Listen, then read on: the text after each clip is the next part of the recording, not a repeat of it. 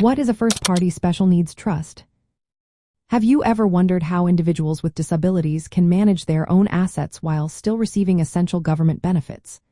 That's where a first-party special needs trust comes into play. This legal arrangement is specifically designed to hold and manage assets that belong to an individual with a disability, often referred to as the beneficiary.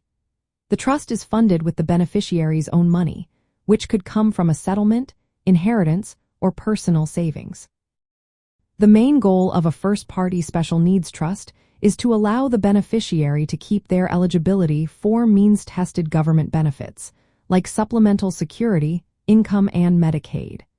This way, they can still access funds for expenses that these public benefits do not cover. One key characteristic of a first-party special needs trust is that it is funded with the beneficiary's own assets. This is different from a third-party special needs trust, which is funded by family or friends.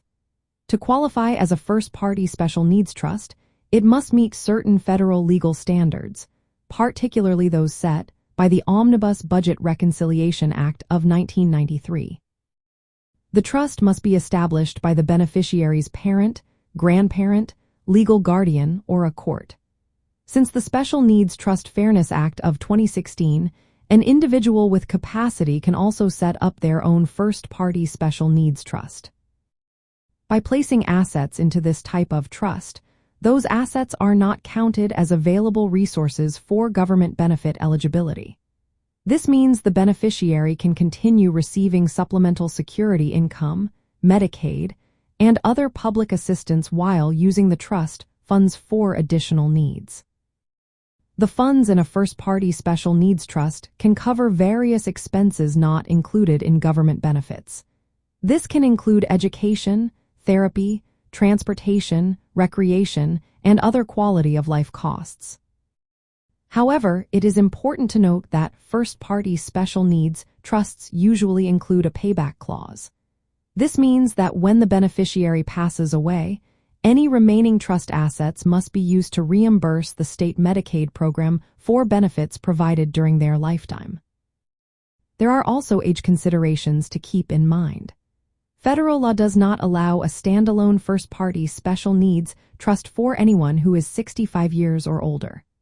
For individuals over 65, the only option is a pooled special needs trust, which is managed by a nonprofit organization that combines resources from multiple beneficiaries. Transferring assets into a first-party special needs trust for someone over 65 may trigger Medicaid transfer penalties, depending on state law. This can affect eligibility and benefits. In the realm of elder and estate law, first-party special needs trusts are essential tools for individuals with disabilities. They help ensure that personal assets do not disqualify beneficiaries from vital government benefits. Establishing these trusts requires careful legal drafting to meet federal and state requirements. Elder law attorneys often assist clients in setting up these trusts, especially when a disabled individual receives a lump sum or inheritance that could otherwise affect their benefits.